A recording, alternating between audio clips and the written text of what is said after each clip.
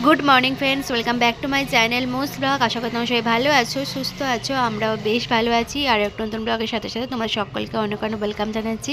আর আজকেও আমি আমাদের বাড়ি থেকে ব্লগটা স্টার্ট করছি। চান টান করে ফ্রেশ হয়ে ড্রেস ট্রেস পরে একটু রেডি হয়ে আছি, কারণ আজকে আমাকে বেরোতে হবে হচ্ছে কাজে। তো আজকে কার্তিক পুজো, ভেবেছিলাম যে যাব না, কিন্তু মানে একটা কাজ পড়ে গেছে, যেতেই হবে। তো তাও আবার বেরোতে হবে হচ্ছে 11টার সময়, আর এখন হইতে পারছে 10:30টার মতো। তো এই জন্য চান টান করে ফ্রেশ হয়ে গিয়ে খাওয়া দাওয়া শুরু করেছিলাম। আর খাওয়া দাওয়া বলতে কালকে রাত্রিবেলা আমাদের যা রান্না বান্না হয়েছিল সব খাবারই বেঁচে গিয়েছিল। লুচি, চানা মশলা, আলু কষা, চাটনি, সমস্ত কিছুই আর কি। আর সেই থেকে কিছু খাবার নিয়ে আমি খাচ্ছিলাম, সবাই মিলেই বসে খাচ্ছিলাম। আর আজকে ভেবেছি যে বিকালবেলা বাড়ি চলে যাব, কারণ কালকে সকালবেলা আমার ননদের বাড়ি যেতে হবে শালকিয়াতে। আর শেরুর জন্মদিন আছে, তো কালকে ভাবছি যে সকালবেলা 10টা-11টার মধ্যে করে বেরিয়ে যাব। তো আজকে ওই জন্য বাড়ি চলে যাব। তো এখন যাব হচ্ছে অফিসে, তারপরে বিকালবেলা দেখি বাপি দিয়ে আসুক বা সন্দীপ নিতে আসুক, বাড়ি যাব। আর এই হচ্ছে কালকে রাত্রিবেলা খাবার দাবার, সমস্ত খাবারই বেঁচে গেছিলো, সবাইকে দিয়েও দেওয়া হয়েছিল। আর এখানে সবাই খাচ্ছিল হচ্ছে মুড়ি, আমি খাচ্ছিলাম হচ্ছে লুচি। আর আজকে তো ভাতও খেতে পারবো না, যেহেতু আমাদের একবার কার্তিক পুজো হয়েছে, সেহেতু আজকের দিনে ভাত খেতে নেই, ওই লুচি মুড়ি এইসবই খেতে হবে। আর ভালো আছো? তুমি কেমন আছো? ভালো আছো? তুমি কি করলে এখন?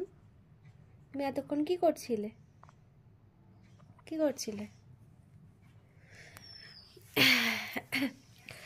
তো গুড আফটারনুন।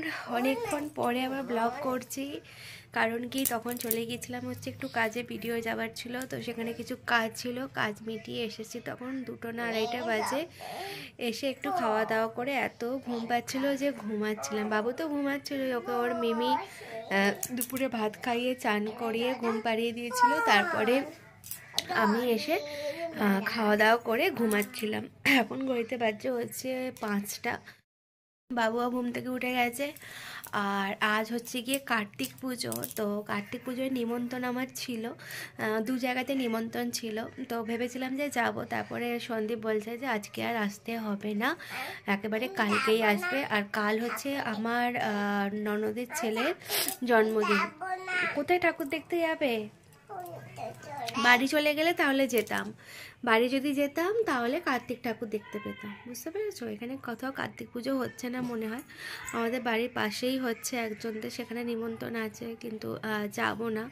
আর আজকে খাওয়া দাওয়া, কার্তিক পুজো যেহেতু আমাদের বাড়িতে, যেহেতু একবার কার্তিক পড়েছিল, কার্তিক পুজো হয়েছে, তো যার জন্য আজকে ভাতও খাওয়া হয়নি। আজকে সারাদিনই লুচি টুচি এইসবই খাওয়া হচ্ছে। সকালের দিকে তো ওই যে বাসি লুচি ছিল, খেয়ে গিয়েছিলাম। তারপর দুপুরবেলা এসে একটু ডালিয়া খেয়েছিলাম। আর আমি এমনিতেই জামা কাপড় গুছিয়ে রেখে এসেছিলাম, সন্দীপকে বলেছিলাম যে একটা ব্যাগ করে রেখেছিলাম, সন্দীপকে বলেছিলাম তুমি যেদিনকে যাবে নিয়ে যাবে।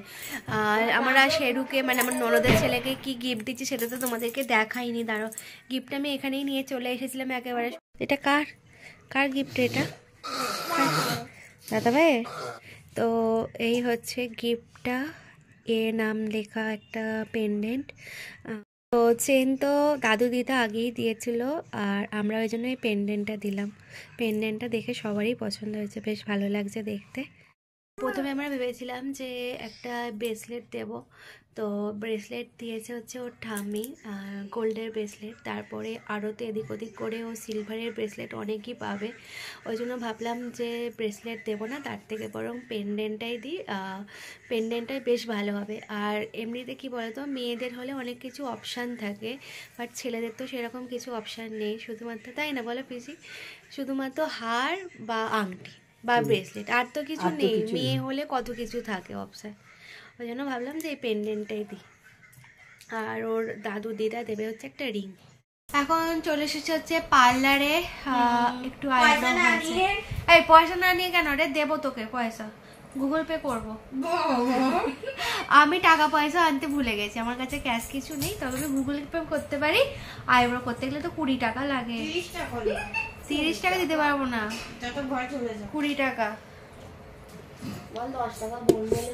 হ্যাঁ, যা বলেছিস, ওদের নেবে সেটাই ওর লজ্জার কথা, যে ও আমার বোন বলে টাকা চাইছে।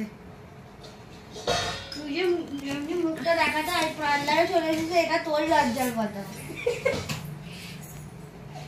বাবু ওইদিকে যেও না। তুমি কি করবে? আইব্রো করবে? তুমি আইব্রো করবে?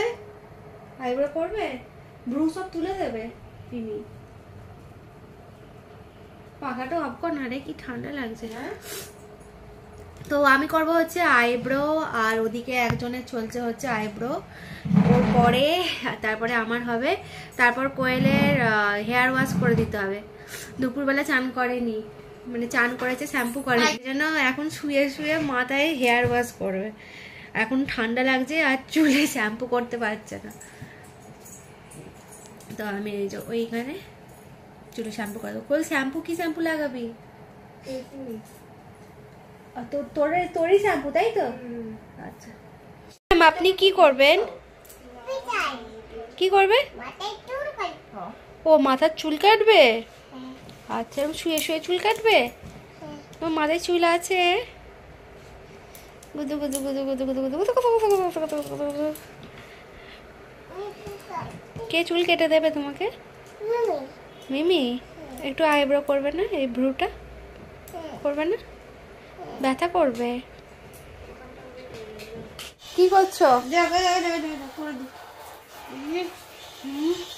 কি করছো তুমি? ওটা তুমি আইব্রো করছো? হ্যাঁ ওমা কি সুন্দর দেখতে লাগছে তো আইব্রো করে। চুলটা একটু কেটে দেবো? চুলটা একটু কেটে দিই, দাও দাও চুলটা একটু কেটে দিই। ফেসিয়াল হচ্ছে, ফেসিয়াল হচ্ছে, ম্যাসাজ করে দিই। এই টাউন চালাচ্ছি, হ্যাঁ ম্যাসাজ হোক। বাবা ও দেখ কি ভালো উচ্চারণ করছে, দেখেছিস? মেনিকিওর হচ্ছে, আর পেডিকিওর হবে না? পেডিকিওরও করে দে না। আমার আইব্রো হলো, ওনার হেয়ার ওয়াশ হলো, আর বাবুর তো অনেক কিছু হয়েছে, তাই না বলো?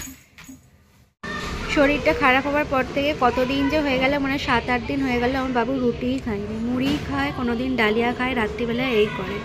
তো ওকে খাইয়ে আমিও নিজে খেয়ে নিলাম।